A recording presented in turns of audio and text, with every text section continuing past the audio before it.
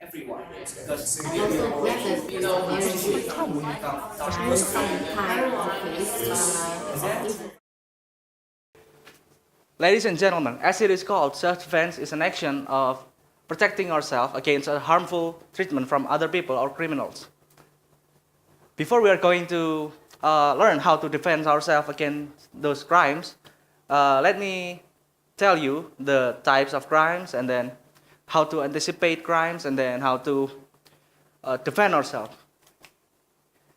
There are several urban crimes in our society or in our environment. For example, theft, rape, and violent cycle. Theft is an action of mugging someone who wants to take your belonging, like money, cars, bikes, or everything. And then rape. Of course, you already know that rape is an abuse to women or men. It can happen to both gender, male or female.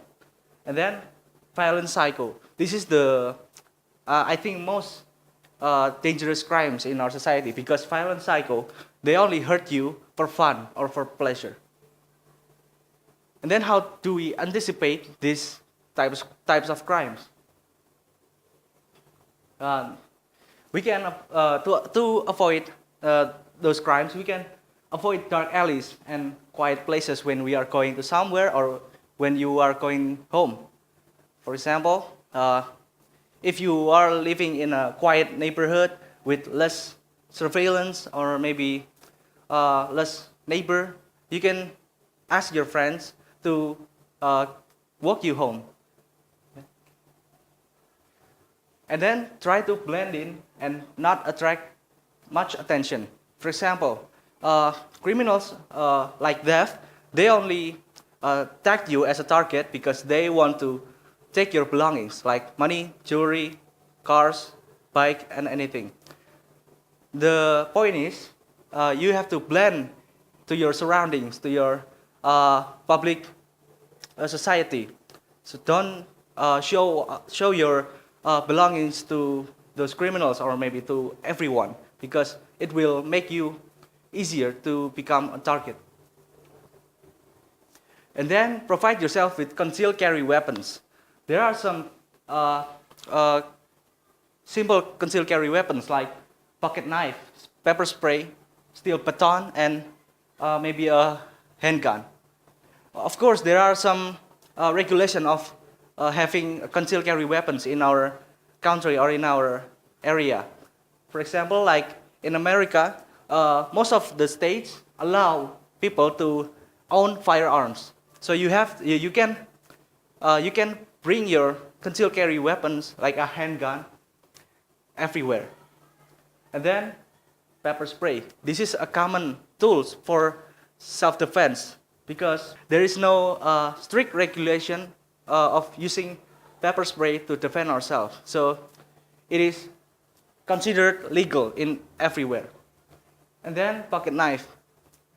There are still some contradiction about carrying pocket knife everywhere in our society because like some countries and some states, they maybe do not allow people to carry a knife or a gun. And then steel baton. Steel baton is actually an extendable stick. So you can carry it in your back or you can carry it in your belt and everywhere. You can hide it. So when you wanted to use it, you just slap the baton and it will extend by itself. Then you can use it as a bat or as a hitting stick. Then how to deal with the situation. This is the most unwanted situation for all of us because in this situation, our life is at risk. For example, if you're being mugged and you are not so far from the public places or crowd area, you must run or you should find a group of people and ask for help.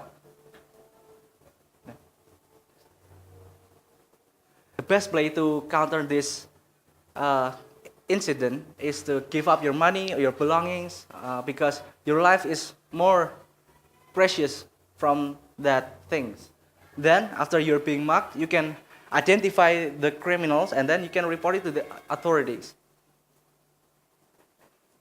And then, like I said before, the most dangerous crimes in our society is a violent psycho, because they want to hurt people just for fun and not to take your belongings, not to take your money and not to take your car, your bike. And then the best play is that you have to fight your way out of this. Make your surround the things around you as a weapon or a shield. For example, like this, there are a couple of things that you carry every day, like jacket, bag, scarf, keys, umbrellas, newspaper, pen, purse, and anything. We can classify those everyday carry into a shield or weapon. For example, the jacket, bag, purse, or scarf, you can turn it into a shield to protect yourself against the weapons. And then you can use keys, newspaper, umbrella, and pen for a weapon, to use it as a weapon. Next. And then if you encounter this incident, you should mind where you are hitting.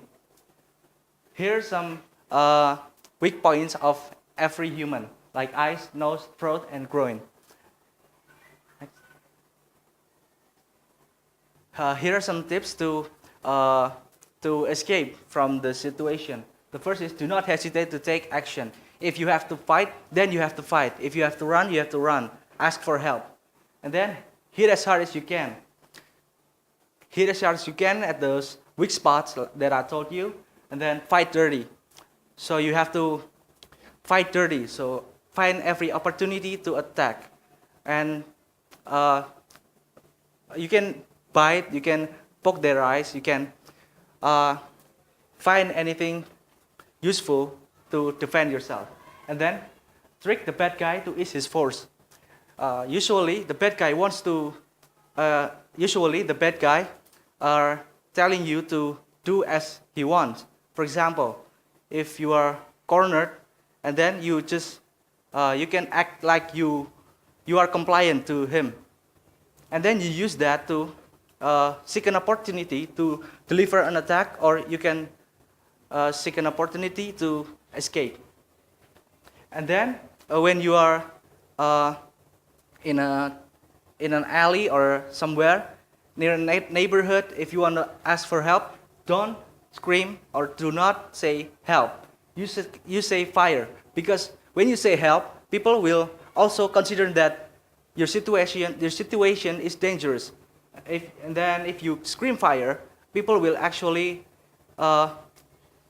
awake, and they will get out of their house immediately, because fire can happen anywhere. And then there are some basic moves to practice with your friends or family. And then here's the example of scenario. If someone grabs you from behind, the step one is you step forward with one foot, your strong foot or your dominant foot. Like if you are left-handed or right-handed, you can pick your foot, which is the strongest.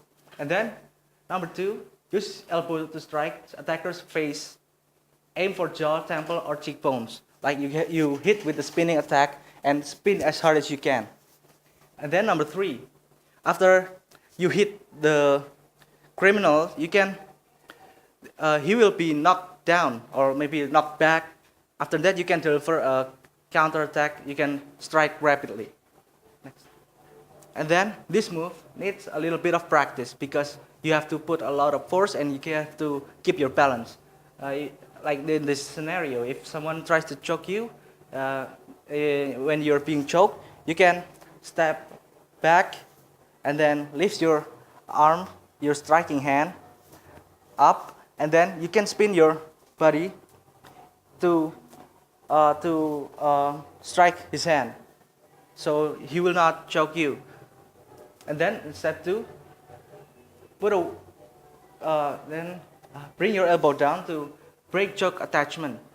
And then number three, after you do a pivot and then you strike back and then you spin back and direct your elbow to the jaw, temple, or eye. And then if someone pushes you against the wall, so if you are being mugged from behind, the step is, number one, keep the head away from the wall by keeping arms straight in front of body, fingertips towards ceiling. So you can have a movement space to counterattack. And then number two, release one hand from wall and make a hammer fist, like this, hammer fist. So you just make a striking fist, and then you can spin your body, and then you can hit him in the head. Okay, that's it. You from those moves and those anticipation, and you conceal carry weapons, you may have more opportunities to escape from crime, especially urban crimes in our society. Okay, I am Raka Hernanda. Stay safe and be brave.